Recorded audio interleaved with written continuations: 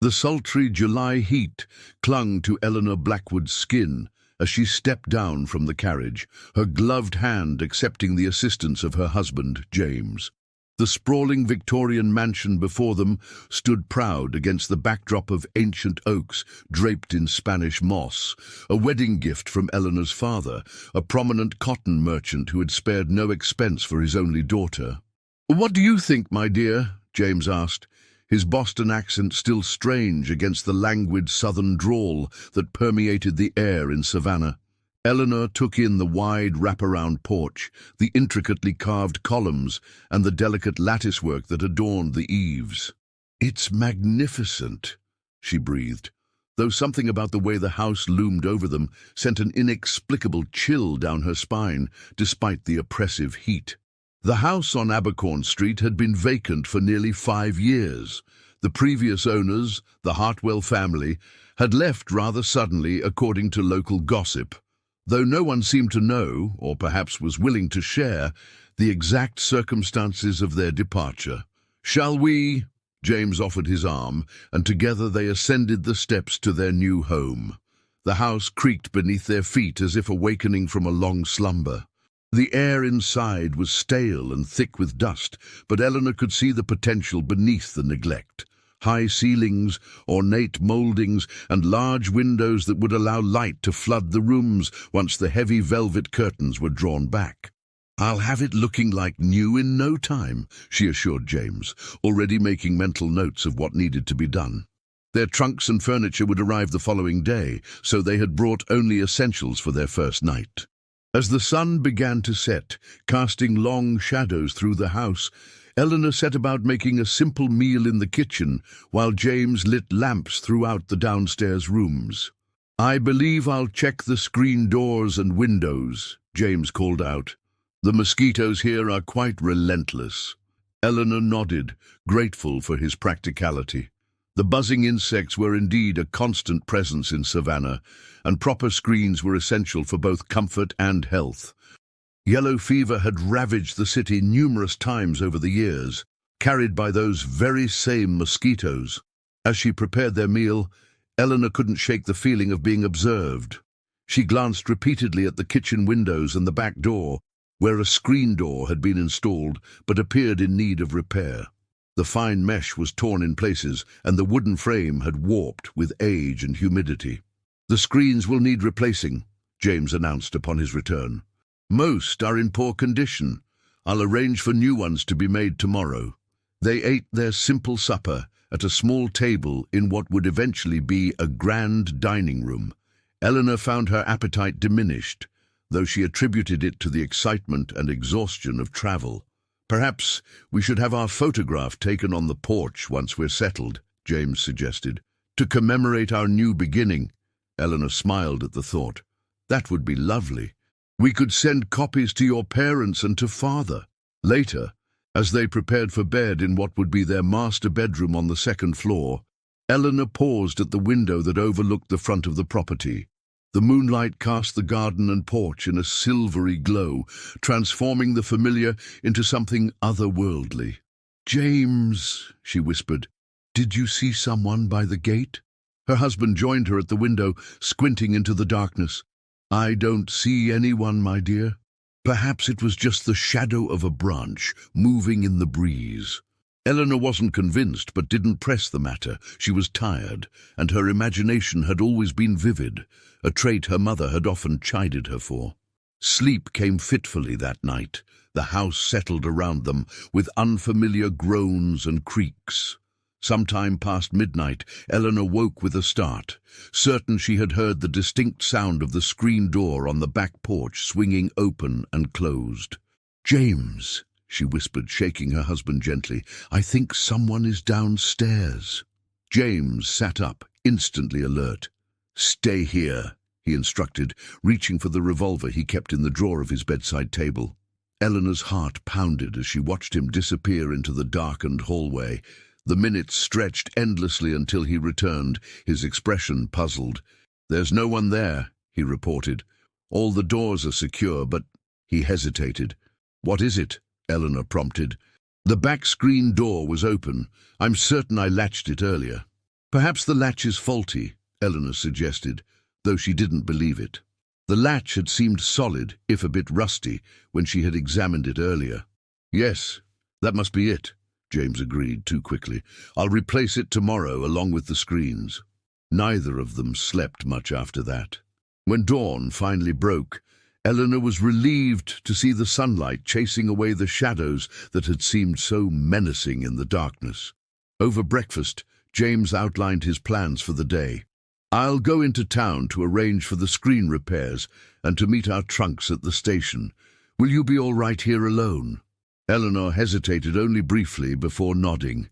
It was foolish to be afraid in her own home in broad daylight. Of course. I'll begin cleaning so we can properly settle in when our things arrive. After James left, Eleanor set about opening windows to air out the musty rooms. As she worked, she found herself repeatedly drawn to the windows and doors, checking and rechecking that they were secure. She couldn't shake the feeling of being watched, though she saw no one when she peered outside. In the parlor, she discovered a small desk tucked into a corner. Curious, she tried the drawer and found it unlocked.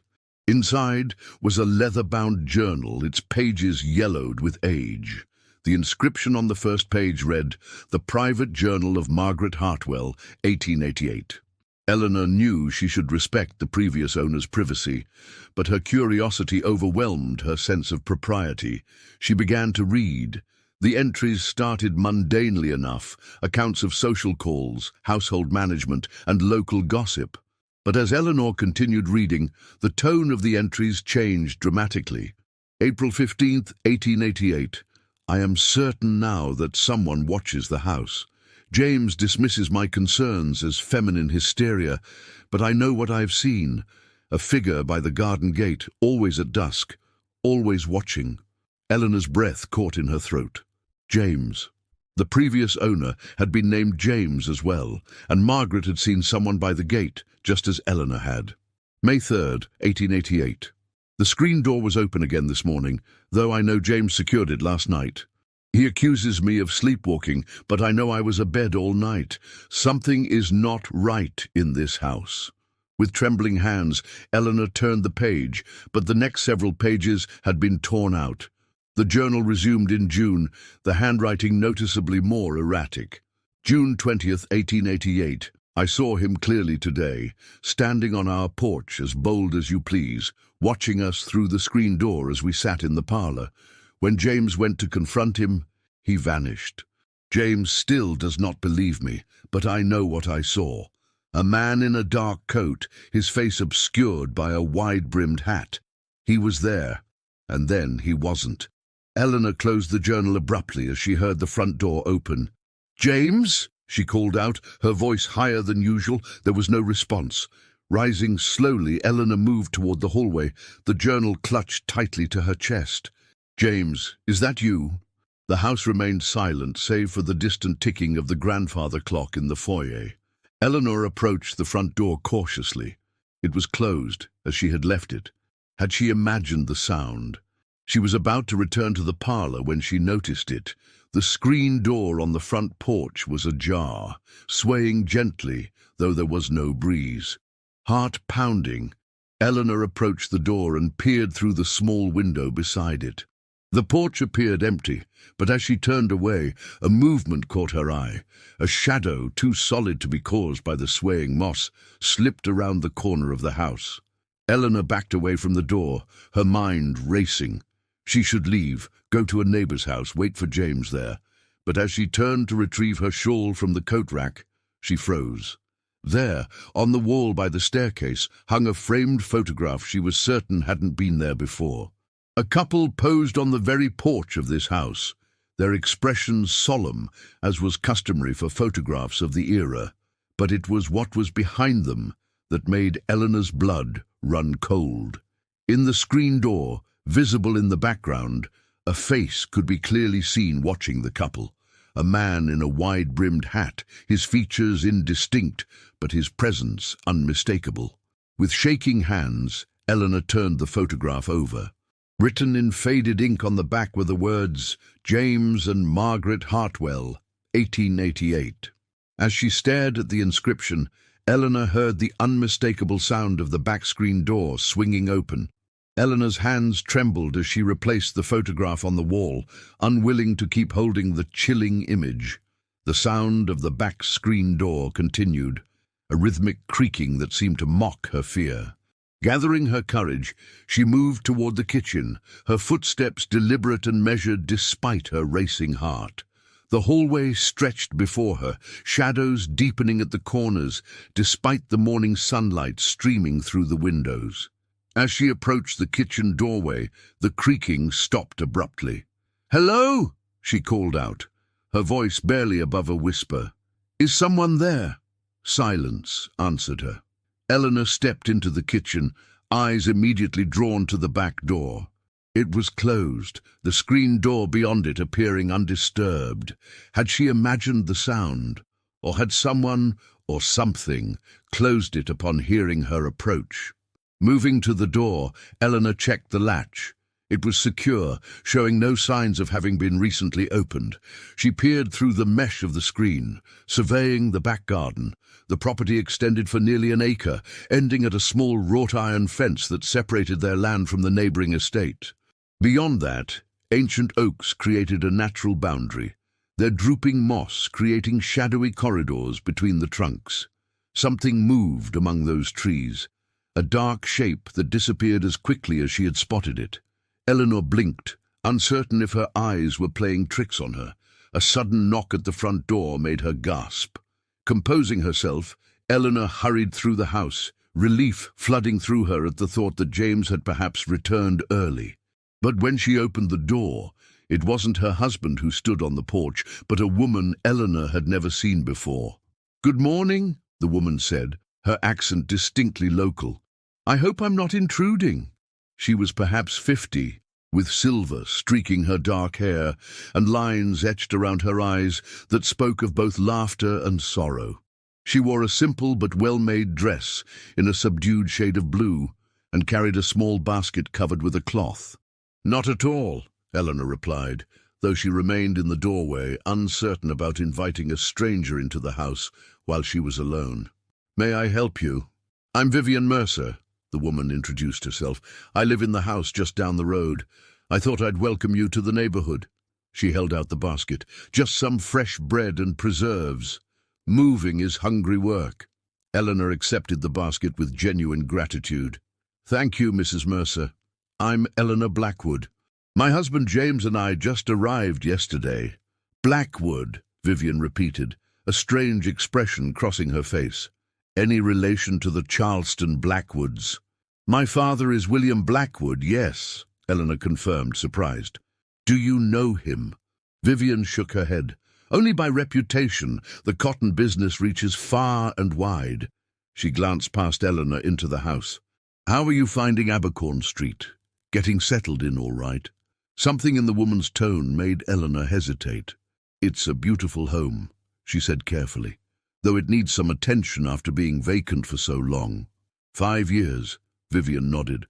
Not many wanted to purchase it after what happened to the Hartwells. Eleanor's grip tightened on the basket. What exactly did happen to them? "We were told they left suddenly, but little else." Vivian's expression became guarded. "It's not really my place to say. Small towns and their gossip, you know how it is." She glanced over her shoulder, as if checking to see if anyone was listening. "But perhaps you should know, being that you're living here now." Eleanor stepped aside, finally inviting the woman in. "Please, come sit in the parlor. I'd be grateful for any information you could share." Once they were seated, Vivian looked around the room with obvious discomfort. "It looks different," she murmured. "Margaret had it decorated in blues and golds. She always did love her bright colors." "You knew her well?" Eleanor prompted. "As well as anyone, I suppose. We took tea together weekly. She was new to Savannah too, you know. Came from Richmond after she married James Hartwell." Vivian's fingers twisted in her lap. She was a nervous sort, easily startled, but kind, very kind. "And what happened to her?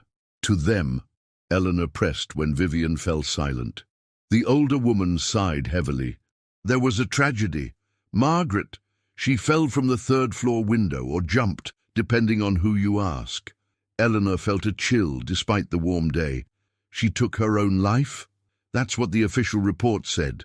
James Hartwell claimed she had been melancholic for months, imagining things, growing increasingly paranoid. Vivian's voice lowered. He said she believed someone was watching the house, following her, that someone would come into the house at night while they slept. Eleanor thought of the journal hidden in her pocket and the photograph on the wall. And no one believed her. Her doctor diagnosed her with female hysteria, Vivian said with obvious distaste. Prescribed bed rest and isolation, which only made things worse, in my opinion. By the end, she was rarely allowed visitors. The last time I saw her, about a week before, she trailed off, shaking her head. She grabbed my hand and told me, "He's real, Vivian. I'm not imagining him. He watches us through the screens." I thought she meant her husband was watching her, controlling her. I should have listened more carefully. And James Hartwell? What became of him? He left town shortly after the funeral. There was talk, you understand. Whispers that perhaps he had something to do with Margaret's death. Nothing was ever proven, but a cloud hung over him. Last I heard, he had gone west. California, perhaps. Eleanor nodded slowly, processing this information. And in the 5 years since, no one has lived here. "Oh, there were attempts," Vivian said. 2 families moved in. Neither stayed longer than a month. They spoke of strange occurrences. Items moved, doors opening on their own, the feeling of being watched. She leaned forward. One family, the Prestons, had a photograph taken on the porch their first week here. When it was developed, they claimed there was a face in the background, watching through the screen door. They left the next day. Eleanor's mouth went dry. "A man in a wide-brimmed hat?" Vivian's eyes widened. "How did you—" She stopped abruptly as the front screen door creaked open and then slammed shut. Both women jumped to their feet. "That will be my husband," Eleanor said, though she knew James wouldn't return for hours yet. They moved to the foyer together, but the front door remained closed and locked, the porch beyond empty. The screen door, however, swung gently on its hinges, though there was no breeze to move it. "The latch must be faulty," Eleanor said weakly. Vivian's face had paled considerably. "I should go," she said, already moving toward the door. "My husband will be expecting me." "Wait," Eleanor caught her arm. "Please, if you know anything else." "I've said too much already," Vivian replied, her voice trembling slightly. "Just be careful, Mrs. Blackwood. And perhaps—" She hesitated, then continued in a rush, "perhaps consider staying elsewhere until your husband can have all the screens replaced. The old ones, they say the Hartwell's watcher can still see through them, that somehow he's trapped in them." With that cryptic warning, Vivian hurried out, not even looking back as she descended the porch steps and hurried down the street. Eleanor closed the door behind her, sliding the bolt into place, though she knew it would do little good against whatever had opened the screen door.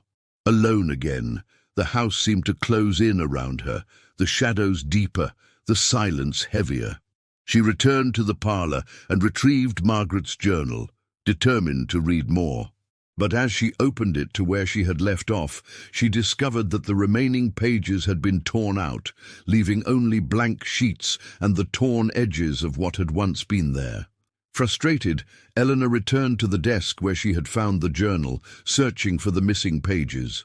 The drawer contained nothing else of interest, but as she closed it, her eye caught something carved into the underside of the desk, a crude etching that had been done in haste, the letters uneven but legible. "He comes through the screens. J.H. is him." Eleanor stared at the message, trying to make sense of it. J.H. James Hartwell. Was Margaret suggesting that her own husband was somehow this mysterious watcher? Or was there another meaning entirely? A floorboard creaked overhead, and Eleanor froze. Someone was walking in the bedroom directly above the parlor. Their bedroom. Moving as quietly as possible, she made her way to the foyer and looked up the staircase. The upper floor was cast in shadow despite the daylight outside, as if the house itself was generating darkness. Common sense told her to flee, to wait for her husband at a neighbor's house, but curiosity and a strange, compelling need to understand what was happening propelled her up the stairs instead.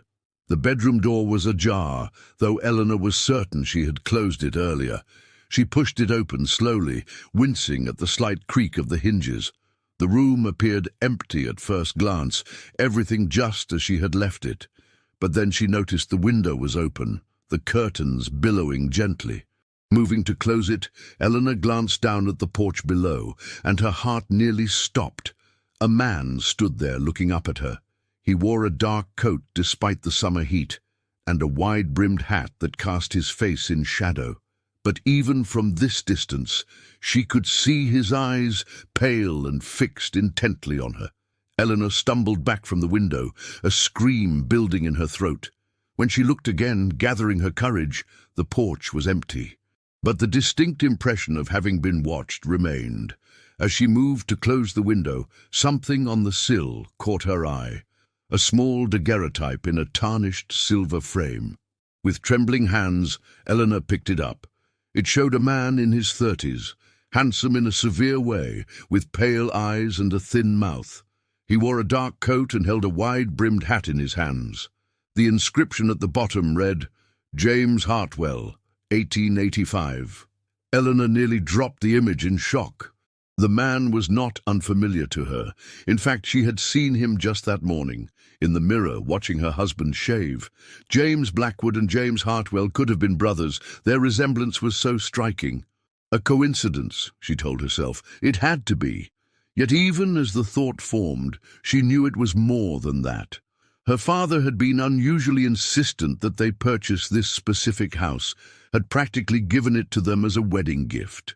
Had he known? Was this why he had been so determined to see them settled in Savannah, so far from Boston, where James had established his law practice? The sound of the front door opening and closing echoed through the house. "Eleanor!" James's voice called up. "I've returned with the carpenter. He'll measure for the new screens today." Eleanor quickly tucked the daguerreotype into her pocket alongside the journal. "I'll be right down," she called back, her voice remarkably steady considering the turmoil within her. As she descended the stairs, she saw James standing in the foyer with an older man who carried a toolbox. Her husband smiled at her, and in that smile Eleanor saw nothing of the sinister presence she had glimpsed on the porch. This was her James, the man she had married just 3 months ago after a whirlwind courtship. "Mrs. Blackwood," the carpenter nodded respectfully. "Your husband tells me you've had some trouble with the screen doors." "Yes," Eleanor managed to smile. "They seem to open of their own accord." "Old latches," the man nodded knowingly. "Humidity warps the wood too. I'll have new ones made by tomorrow." "Excellent," James said, placing a proprietary hand on Eleanor's shoulder. "My wife will rest easier knowing the house is secure." His touch, usually so comforting, now sent a chill through Eleanor. As the carpenter moved to examine the front screen door, James leaned close to her ear. "You look pale, my dear. Has something upset you?" Eleanor met his gaze, searching for any sign that the man she had married was not who he claimed to be.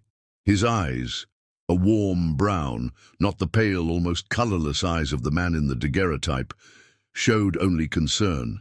"Just the heat," she lied, "and perhaps a touch of homesickness." James's expression softened. "It will pass. Savannah will feel like home soon enough."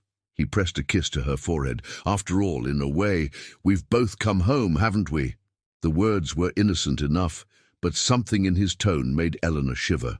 Before she could respond, the carpenter called for James's attention, and he moved away to discuss the work to be done. Left alone, Eleanor touched the journal and daguerreotype hidden in her pocket. She needed answers, and she knew now that she wouldn't find them in this house. As soon as James was occupied with the carpenter, she would make an excuse to visit town. Surely there would be records, newspapers from 5 years ago that might shed light on what really happened to Margaret Hartwell, and perhaps, more importantly, what had become of her husband, the first James to dwell in this house of screens and shadows. The town archives were housed in a small building adjacent to the courthouse, a modest structure that belied the wealth of information contained within its walls. Eleanor had managed to slip away, while James supervised the carpenter's work, claiming a need to purchase personal items that she was too modest to name specifically. Her husband, ever the gentleman, had not pressed for details. Now, as she sat at a heavy oak table, surrounded by bound volumes of the Savannah Daily Herald from 1888, Eleanor felt both determination and dread. The truth was here, buried in these yellowed pages, but she wasn't entirely certain she wanted to uncover it. "May I help you find something specific, ma'am?" The archivist, an elderly man with spectacles perched on the end of his nose, approached her table. "I'm researching the history of a house on Abercorn Street," Eleanor explained. "The previous owners were named Hartwell. There was an incident in 1888. The archivist's expression changed subtly. "Ah, the Hartwell tragedy. Yes, that caused quite a stir. He disappeared among the shelves, returning moments later with a different bound volume. The May edition should have what you're looking for, page 23, if memory serves." Eleanor thanked him and carefully opened the tome to the indicated page. There it was, the headline stark against the page, "Prominent Physician's Wife Dead in Fall." The article was brief but detailed enough to send chills down Eleanor's spine. Margaret Hartwell, 28, wife of respected physician Dr. James Hartwell, died yesterday after falling from the third-story window of their Abercorn Street home. Dr. Hartwell, who discovered his wife's body, reports that Mrs. Hartwell had been suffering from increasing melancholia and delusions in recent months. "My wife believed someone was watching our home," Dr. Hartwell stated. "Despite my best medical attention, her condition worsened until this tragic end. The coroner has ruled the death a suicide. Mrs. Hartwell leaves behind no children. Funeral services will be held at St. John's Episcopal Church on Sunday." Eleanor read the article twice, noting what was said and what was omitted. There was no mention of any investigation, no questioning of whether Margaret might have been pushed. The word of her husband, a respected physician, had been enough to close the matter. She turned the page, hoping for follow-up articles, but found nothing until 2 weeks later. A small notice announcing Dr. Hartwell's departure from Savannah to establish a practice in California following the tragic loss of his wife. Frowning, Eleanor summoned the archivist again. "Is there anything else about the Hartwells? Perhaps in the society pages, or any records of Dr. Hartwell's medical practice?" The man considered for a moment. "There might be something in the medical society records. And I believe there was quite a bit of gossip in Mrs. Whitaker's social column following the incident, though nothing that would have been considered newsworthy." He disappeared again, returning with several more volumes. "These should contain what exists in our archives. I'll leave you to it." For the next 2 hours, Eleanor pored over the materials, piecing together a disturbing picture. James Hartwell had arrived in Savannah in 1885, a young doctor from Virginia with impeccable credentials and letters of recommendation. He had quickly established himself among Savannah's elite, his specialty in women's nervous disorders making him particularly sought after by wealthy families with difficult daughters and wives. Margaret Richmond had arrived in Savannah in 1886, visiting relatives. Their courtship had been brief but publicly charming, with the society pages documenting their appearances at various social functions. They had married in 1887, and by all accounts appeared to be a devoted couple. But in early 1888, mentions of Margaret at social events became increasingly rare. When she did appear, she was described as pale and distracted. One column noted that she had caused a scene at a dinner party by insisting someone was watching her through the window, though no one else had seen anything. The medical society records were equally revealing. Dr. Hartwell had published several papers on hysteria in women, advocating treatments that ranged from isolation to cold water therapy. His theories on the susceptibility of the female mind to delusions were considered progressive in medical circles of the time. What struck Eleanor most forcefully, however, was a small notice in the personal effects section of the newspaper, dated 2 days after Margaret's death. Photography equipment for sale, complete daguerreotype apparatus and darkroom equipment. Recently acquired, excellent condition. Inquire at Dr. J. Hartwell's office, 42 Bull Street. Photography equipment, purchased shortly before Margaret's death and sold immediately after. Eleanor recalled the photograph she had seen in her home, the one showing the Hartwells on their porch with the watcher visible in the screen door. As she continued searching, Eleanor discovered one final, crucial piece of information: a marriage announcement from 1890, published in a San Francisco newspaper, but reprinted in the Savannah Daily Herald's former residence column. Dr. James Hartwell, formerly of Savannah, was wed to Miss Eleanor Richmond of Boston on June 12th. The bride is the cousin of Dr. Hartwell's late wife, Margaret Richmond Hartwell. The couple will reside in San Francisco, where Dr. Hartwell has established a thriving medical practice. Eleanor stared at the announcement in horror. Eleanor Richmond, her mother's maiden name, the cousin of Margaret Hartwell. But that was impossible. Her mother had been an only child. There could be no cousin named Margaret. And Eleanor herself had been born in 1868, making her only 25 now in 1893, not old enough to have been married in 1890. Unless a terrible suspicion formed in Eleanor's mind. With shaking hands, she gathered her things and thanked the archivist, who watched her hasty departure with concerned eyes. The late afternoon sun cast long shadows as Eleanor hurried back toward Abercorn Street, her mind racing. She needed to get home, to confront James with what she had discovered. But as she approached their house, her steps slowed. Through the gathering dusk, she could see a figure on their porch, a photographer with his camera mounted on a tripod. James stood on the porch steps, directing the setup. As Eleanor drew closer, she heard him speaking. "Yes, right there. I want the house in the background, with the screen door visible. It's a surprise for my wife, you understand. Our first home together."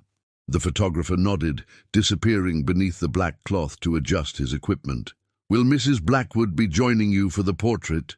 "Oh, yes," James replied, his voice carrying clearly in the still evening air. "She should be returning shortly." Eleanor stopped at the edge of the property, concealed by the gathering shadows. Something was very wrong. James had never mentioned arranging for a photograph, and the deliberate positioning, with the screen door visible.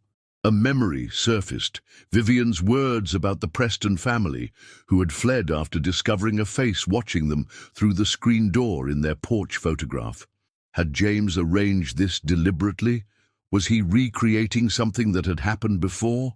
Instead of approaching the house, Eleanor backed away, turning toward Vivian Mercer's home further down the street. She needed allies, more information, before confronting what she now feared was a terrible truth. Vivian answered her door with obvious surprise. "Mrs. Blackwood, I didn't expect—" She stopped, noting Eleanor's distress. "What's happened?" "May I come in?" Eleanor asked, glancing over her shoulder to ensure she hadn't been followed. Once inside, Eleanor rapidly explained what she had discovered. Vivian's face grew increasingly pale as she listened. "So you believe your husband is somehow connected to James Hartwell?" she asked when Eleanor had finished. "I don't know what to believe," Eleanor admitted. "The coincidences are too many to ignore. The resemblance between them, my father's insistence that we purchase that specific house, even our names, Eleanor and Margaret, both Richmond by birth." Vivian poured them each a small glass of sherry with trembling hands. "There is something I didn't tell you this morning," she confessed. "Something I've never told anyone." Eleanor waited, sensing this would be significant. "The day before Margaret died, she came to me in a state of extreme agitation. She had discovered something in her husband's study, a collection of daguerreotypes he had taken secretly, images of her sleeping, reading, simply existing in her daily life. But what terrified her most was finding older images of women she didn't know in different houses, all apparently unaware they were being photographed. "Through screen doors and windows," Eleanor whispered, the pieces falling into place. Vivian nodded. She believed James had done this before, that he had watched other women, married them, and then— She couldn't finish the sentence. "What happened to them?" Eleanor pressed. Margaret didn't know, but she was convinced she would be next. She planned to flee that night, to return to her family in Richmond. She asked me to help her. Vivian's voice broke. "I told her to wait until morning, that we would go together to the authorities. By dawn, she was dead." Eleanor felt cold despite the warm evening. "And you believe Dr. Hartwell pushed her?" "I believe he discovered her plans to leave and couldn't allow it," Vivian said grimly. "But I had no proof, only suspicions. And who would believe me over a respected physician, especially when he produced evidence of her delusions, notes she had written about being watched, which only confirmed his diagnosis of hysteria?"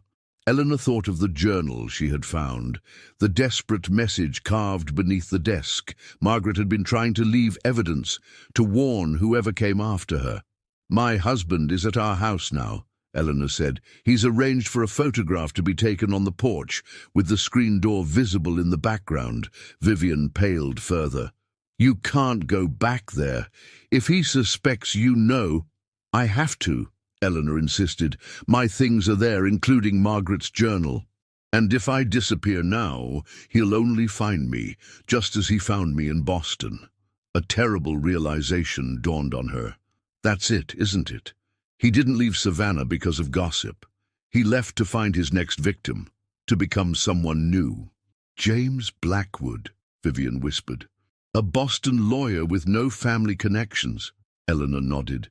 "No one to question his sudden appearance 3 years ago, his rapid courtship of a wealthy merchant's daughter. But your father, surely he would have investigated the man his daughter was to marry." Eleanor laughed bitterly. "My father cares only for business connections. James presented himself as having influential clients, connections that would benefit our family's cotton trade. That was enough for father." They sat in silence for a moment, contemplating the horror of the situation. "We must go to the authorities," Vivian finally said. "With what you've discovered in the archives and my testimony about Margaret's fears—" "It won't be enough," Eleanor interrupted. "We need proof. Something that definitively connects James Blackwood to James Hartwell." She stood suddenly. "The daguerreotypes. If he kept them before, he would keep them now. They must be somewhere in the house." "It's too dangerous for you to return alone," Vivian protested. "Then come with me," Eleanor urged. "The photographer is still there. James won't attempt anything with a witness present. We can search while he's occupied on the porch." Vivian hesitated, then nodded reluctantly. "Very well, but we must be cautious. If he truly is James Hartwell, he's already killed once to protect his secret." The two women made their way back to the Abercorn Street house as dusk deepened into twilight. The photographer was still on the porch, making final adjustments to his equipment, while James waited patiently nearby. "Remember," Eleanor whispered as they approached, "act naturally. Express surprise at the photograph being taken, but be pleased by his thoughtfulness." Vivian nodded, her face composed though her eyes betrayed her fear. "Eleanor!" James called out when he spotted them. "And Mrs. Mercer, what a pleasant surprise. You're just in time. I've arranged for our photograph to be taken, a memento of our new beginning." Eleanor forced a smile.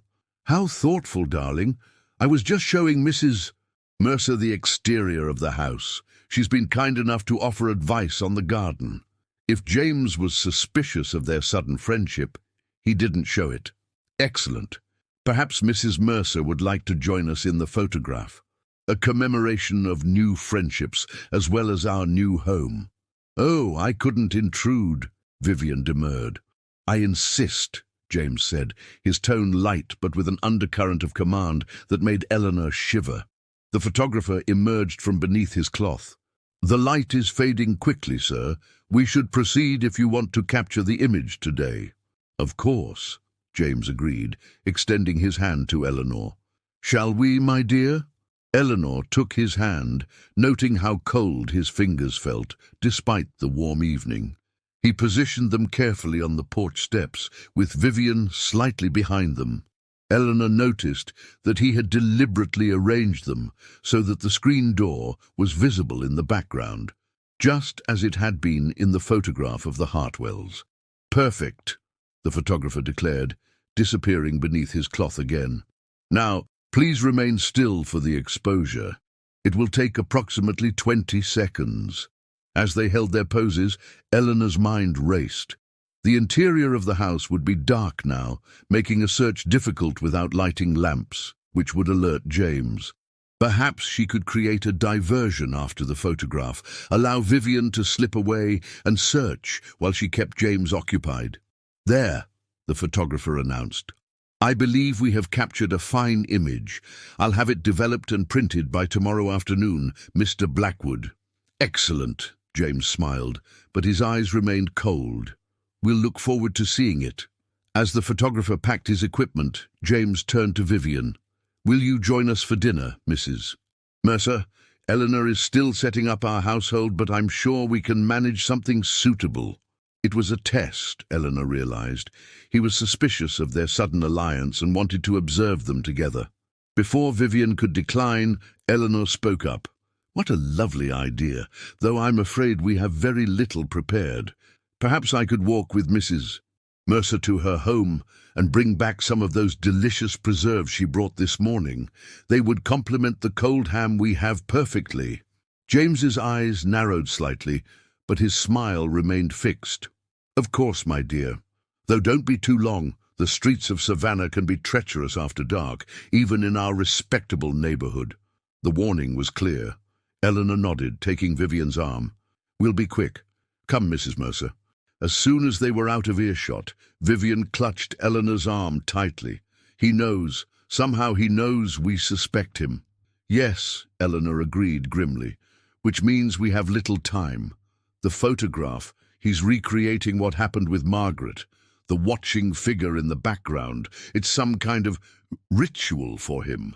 "But who would be watching? There was no one else there," Vivian pointed out. Eleanor shuddered as realization dawned.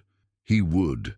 Through the camera, he captures the moment, preserves it, then he becomes the watcher in his own creation.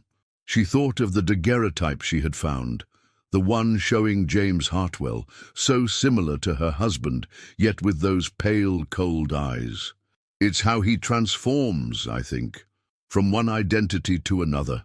They had reached Vivian's house. The older woman hurried inside, returning moments later with a small basket.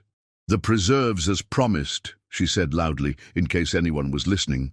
Then more quietly, "What will you do?" "Tonight, nothing," Eleanor decided. "He's too suspicious now. But tomorrow, while he's at the photographer's collecting the print, I'll search the house. There must be evidence somewhere. And if you find it, then I'll take it to the authorities before he returns." Eleanor squeezed Vivian's hand. "If I don't come to you by tomorrow evening, go to the police. Tell them everything, even if they think you mad." Vivian nodded solemnly. "Be careful, Eleanor, very careful." The walk back to Abercorn Street seemed longer than before, the shadows deeper, the moss-draped trees more menacing. When Eleanor reached her home, she found James waiting on the porch, smoking a cigar. "You were gone a while," he observed, his tone conversational but his eyes watchful.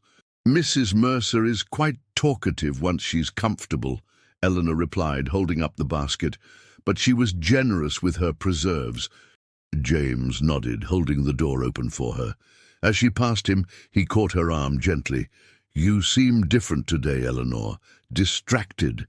Is something troubling you?" The concern in his voice seemed genuine, making Eleanor doubt her suspicions for a moment. Was it possible she was wrong? That the similarities, the coincidences, were just that. Coincidences. "Just adjusting to our new home," she said carefully. "It's quite different from Boston." "Indeed it is," James agreed, following her inside. "Though I find it suits me better than the North. There's a certain history here that resonates with me." The way he emphasized history made Eleanor's doubts vanish. She busied herself in the kitchen, arranging a simple cold supper, while James opened a bottle of wine. They ate in relative silence, the tension between them almost palpable. After the meal, James suggested they retire early. "The day's exertions have tired me," he explained, "and tomorrow I must collect our photograph and attend to several matters in town." Eleanor nodded, relief flooding through her at the confirmation that she would have time alone in the house. "Yes, I'm quite tired myself." As they prepared for bed, Eleanor found herself watching James with new eyes. The careful precision of his movements, the way he arranged his clothes for the morning, the methodical way he wound his pocket watch, all spoke of a man who valued control and routine. Once in bed, James extinguished the lamp, plunging the room into darkness, save for the faint moonlight filtering through the curtains. Eleanor lay rigid beside him, every sense alert, waiting for his breathing to settle into the rhythm of sleep. Instead, she felt him turn toward her. "Eleanor," he said softly, "did you enjoy your visit to the town archives today?" Her heart seemed to stop. "What?" "The archives," he repeated calmly, "where you spent several hours this afternoon, reading about the Hartwells. Did you find what you were looking for?" Eleanor sat up, ready to flee, but James's hand closed around her wrist, firm but not yet painful. "There's no need for alarm," he said, his voice still eerily calm. "I'm not angry. In fact, I've been waiting for this moment. You're quicker than Margaret was. She took nearly a year to piece it together." "You are James Hartwell," Eleanor whispered. "I was," he acknowledged, "just as I was other men before that. We all wear different faces throughout our lives, Eleanor. Mine simply change more, literally, than most. You killed her, Margaret." "She was going to expose me," James said, as if this explained everything, "just as you're planning to do, but you won't succeed either. No one ever does." His grip tightened painfully. "You see, I've perfected the art of transformation. When I capture an image through my camera, something of the subject transfers to me. I can become them, in a sense. It's why I arranged today's photograph, with the three of us, and with the screen door visible. The door is the threshold, you understand, the barrier between watcher and watched." Eleanor's mind raced, searching for a way out. The other women, before Margaret. What happened to them? James's smile was visible even in the darkness. The same thing that happened to Margaret. The same thing that will happen to you when the time comes, though not yet. First, we'll establish ourselves here, create a narrative. The devoted couple, tragic circumstances. "You're insane," Eleanor whispered. "No," he countered. "I'm evolved, advancing beyond the limitations of a single identity, a single life." His free hand stroked her cheek almost tenderly. "Sleep now, Eleanor. Tomorrow we'll begin again, and this time you won't visit any archives or speak with meddlesome neighbors." He released her wrist and turned away, apparently confident that she was too terrified to flee. And indeed, Eleanor remained frozen, her mind processing the horror of her situation. This man, this thing beside her, had killed before and would kill again. But not yet, he had said. She had time, if only a little. Sleep was impossible. Eleanor lay awake, listening to James's breathing deepen into genuine slumber. Only then did she dare to move, sliding carefully from the bed.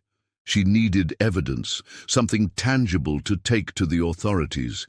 And she needed it now, not tomorrow, when James might be watching her every move. Silently, she crept from the bedroom and made her way to James's study on the first floor. The moonlight was sufficient to navigate without a lamp, but searching would be difficult in the dim light. Still, she dared not risk illumination. The study was meticulously organized, every item in its place. Eleanor searched the desk first, carefully examining each drawer. Nothing unusual, just papers related to their move, correspondence with her father, legal documents. She moved to the bookcase, running her fingers along the spines, feeling for anything that might be hidden behind the volumes. Again, nothing. As she turned to leave, frustrated, her gaze fell on a small decorative box on a side table. It seemed ordinary enough, Japanese lacquerwork, probably purchased during their courtship in Boston, but something about it nagged at her memory. Eleanor approached the box and carefully lifted the lid. Inside were cufflinks, tie pins, and other masculine accessories. Beneath them, however, her fingers encountered something else, a small, hard rectangle of metal. Drawing it out, she discovered it was a key. Heart-pounding, Eleanor looked around the room. What did this key open? There were no obvious locks or compartments in the study. She tried the desk drawers again, but they opened without resistance. Then she remembered. The attic. When they had first arrived, James had mentioned that the attic door was locked and that the previous owners must have taken the key. He had suggested they would need to have the lock replaced eventually, but there had been no urgency. The previous owners, the Hartwells, or rather James Hartwell himself. Moving silently through the darkened house, Eleanor made her way to the third floor. At the end of the hallway was a small door that led to the attic stairs. With trembling hands, she inserted the key into the lock. It turned smoothly, as if recently oiled. The door opened onto a narrow staircase. Eleanor hesitated, suddenly afraid of what she might find above, but there was no turning back now. Gathering her courage, she ascended the stairs. The attic was surprisingly clean and organized, not the jumble of forgotten items she had expected. Moonlight streamed through a small, round window, illuminating what appeared to be a photographer's studio. A camera on a tripod stood in one corner, alongside a table covered with chemical bottles and developing trays. But it was the walls that drew Eleanor's horrified gaze. They were covered with photographs, dozens of them, arranged chronologically. Women of different ages and appearances, all unaware they were being photographed. Through windows, through screen doors, through partially opened bedroom doors, all captured by a hidden watcher. And then, more disturbing still, formal portraits of some of these same women, now posed with a man who was recognizable as James, despite subtle differences in his appearance each time. Wedding portraits, Eleanor realized. He had married them all. The final image in each series was always the same, a photograph of a screen door or window, with a face visible in the background. The watcher had become the watched. Near the camera was a small desk with a journal open upon it. Eleanor approached cautiously and began to read the neat handwriting. May 15th, 1893. Eleanor progresses faster than I anticipated. Already she senses something amiss, though she has not yet connected the pieces. The transition will need to occur sooner than planned. Tomorrow's photograph should accelerate the process. By capturing all three of us, myself, Eleanor, and the Mercer woman, I can ensure a more complex transformation. Two new identities to assume when this one is no longer viable. Eleanor recoiled from the journal, her worst fears confirmed. James, or whatever he truly was, planned to kill both her and Vivian after the photograph was developed, assuming their identities somehow through this twisted process he believed in. Frantically, she searched the attic for anything she could use as evidence. The photographs themselves would be enough, but they were attached firmly to the walls. The journal, then. She closed it and tucked it under her arm. As she turned to leave, her gaze fell on a large trunk in the corner. Something compelled her to open it, though she dreaded what she might find. Inside were clothes, women's clothes from different eras, preserved carefully. Margaret's clothes, Eleanor realized, and those of the women who had come before her. Beneath the clothing were more personal items, jewelry, letters, locks of hair, and at the very bottom, a stack of official-looking documents. Birth certificates, marriage licenses, death certificates, the paper trail of James's previous identities and victims. Eleanor gathered as many of the documents as she could carry along with the journal. This would be enough. It had to be. She closed the trunk and hurried back to the attic door. It was closed. She was certain she had left it open, unwilling to risk the noise of the latch when she had entered. Heart pounding, she approached the door and tried the handle. Locked. Looking for this? James's voice came from the shadows behind her. He stepped into the moonlight, holding up the key. I must say, I'm impressed by your initiative, Eleanor. Most wait until morning to search. Eleanor backed away, clutching the documents to her chest. How did you know? I always know, he replied simply. Just as I knew Margaret had found my collection, just as I knew she had spoken to Vivian Mercer. The house tells me these things. The house, Eleanor whispered. James gestured around them. My true home, my true self in a way. Every screen, every window, they're all extensions of my eyes. I see everything that happens here. He smiled, the expression chilling in the moonlight. Why do you think I was so insistent on this particular property? Why your father was so eager for us to have it? He and I came to an arrangement, you see. His daughter for my silence about certain irregularities in his business practices. Eleanor felt sick. My father sold me to you, in a manner of speaking, though I would have found you regardless. You have something I need, Eleanor, something essential for my continued evolution. He moved closer, and Eleanor retreated until her back hit the wall covered with photographs. What could I possibly have that you need? Identity, James whispered, now standing directly before her. Pure, unformed identity. Your cousin Margaret had it too, before she discovered the truth. That malleability of self that allows me to imprint upon it, to reshape it into what I require. Margaret wasn't my cousin, Eleanor protested. My mother had no siblings. James laughed softly. No, she didn't. But you and Margaret share something more fundamental than blood relation. You share essence. Margaret was who you might have been in another life, just as I am who James Hartwell might have been and who your James Blackwood might have become. None of this made sense to Eleanor, yet some deep instinct told her he was speaking a terrible truth. What are you? She whispered. A collector, he replied simply, of lives, of identities, of potentials. He reached out to touch her face, his fingers ice-cold against her skin. And you, my dear Eleanor, have such potential. Eleanor jerked away from his touch, dropping some of the documents in her haste. You won't kill me like you killed the others, she declared, trying to sound braver than she felt. People know, Vivian knows. If anything happens to me, Vivian Mercer will suffer a tragic accident tomorrow. James interrupted calmly. A fall, perhaps, like Margaret's. Or maybe a fire in that lovely home of hers. I haven't decided yet. You're a monster, Eleanor whispered. I'm inevitable, he corrected. The logical progression of humanity's obsession with image, with representation. We all pretend to be what we're not, Eleanor. I've simply perfected the art. He reached for her again, but Eleanor ducked away, making a desperate dash for the window. If she could break the glass, perhaps scream for help. James caught her before she reached it, his strength surprising for his slender frame. There's no escape, he hissed in her ear. Accept your role in this. It will be easier. Never, Eleanor spat, struggling against his grip. For a moment, they grappled in the moonlight, a grotesque dance among the photographs of his previous victims. Then Eleanor's hand closed around something solid on the photographer's table, a heavy glass bottle of chemicals. With all her strength, she swung it at James's head. The bottle connected with a sickening crack. James staggered backward, blood streaming from a gash on his temple, but he didn't fall.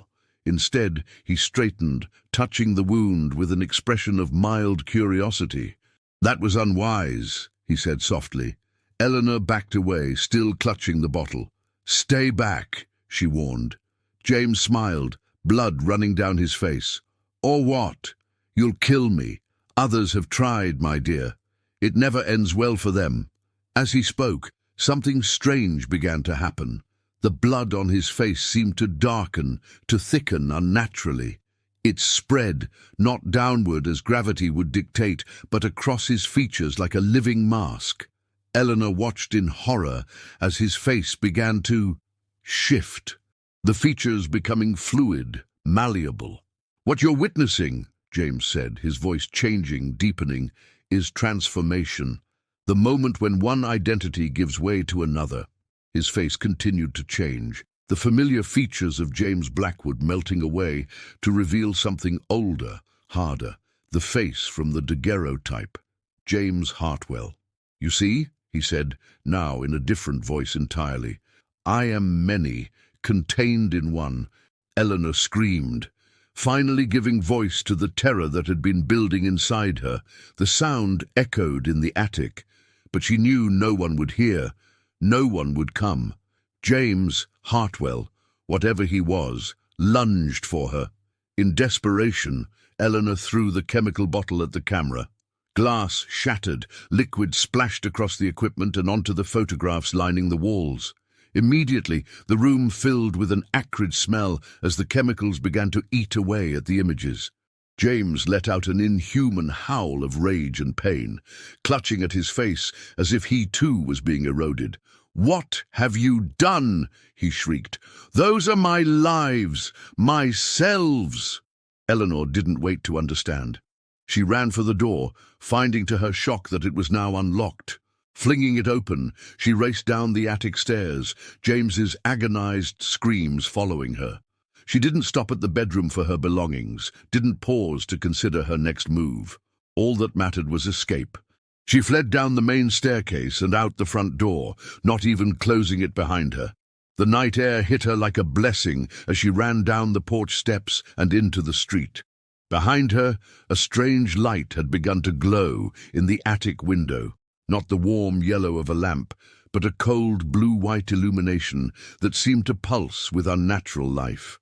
Eleanor ran toward Vivian's house, desperate to warn her friend, to get as far from Abercorn Street as possible.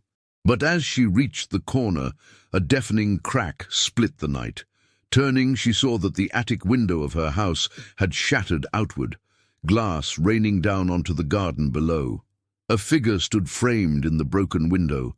Not James, not entirely. Something that flickered between identities like a daguerreotype exposed multiple times. It raised what might have been an arm, pointing directly at Eleanor. "You cannot escape what you are," a chorus of voices called out, masculine and feminine blended together. What we all are, reflections, potentials, watched and watcher. Then, as Eleanor stood frozen in horror, the figure seemed to dissolve into shimmering particles of light that scattered into the night sky like fireflies. For a long moment, Eleanor remained where she was, uncertain if what she had witnessed was real or some hallucination born of terror. Then slowly she approached the house again. It stood silent now, the broken attic window the only sign of the supernatural confrontation that had occurred within. Gathering her courage, Eleanor entered, moving cautiously through the familiar rooms that now seemed alien and threatening. She found no trace of James, either in the attic or elsewhere in the house. The photographs that had lined the attic walls were gone, leaving only faint outlines on the faded wallpaper. The camera, the developing equipment, the trunk of mementos, all had vanished as if they had never been. The only evidence that remained was the journal she had dropped during their struggle. It lay open on the floor, its pages blank, save for a single sentence written in what appeared to be blood. The watcher becomes the watched, and the cycle continues. 3 days later, the Savannah Daily Herald ran a small article on page 4, "Boston lawyer missing, presumed drowned." James Blackwood, recently arrived from Boston with his wife Eleanor, has been missing since Tuesday night when he reportedly went for a late walk along the riverfront. His hat and walking stick were found near the water's edge, leading authorities to believe he may have fallen into the river. Dragging operations have so far failed to recover a body. Mrs. Blackwood, understandably distraught, has declined to comment on her husband's disappearance. What the article didn't mention was that Eleanor Blackwood had sold the house on Abercorn Street within 24 hours of her husband's disappearance, accepting a significant loss on the property. Nor did it report that she and Mrs. Vivian Mercer had been seen boarding a northbound train the following morning, their destination unknown. The house stood empty again, its windows dark, its screen doors gradually deteriorating in the humid Savannah air. Eventually, new owners would come, drawn by the property's elegant lines and troubled history. They would replace the screens, repair the broken attic window, and settle into what appeared to be a perfectly ordinary Victorian home. And if sometimes, in photographs taken on the porch, a strange figure seemed to watch from behind the new screen door, well, that was surely just a trick of the light, an imperfection in the development process, nothing to concern oneself with. After all, in a city as old as Savannah, every house has its ghosts, every window frames countless stories, and behind every screen door, someone or something is always watching.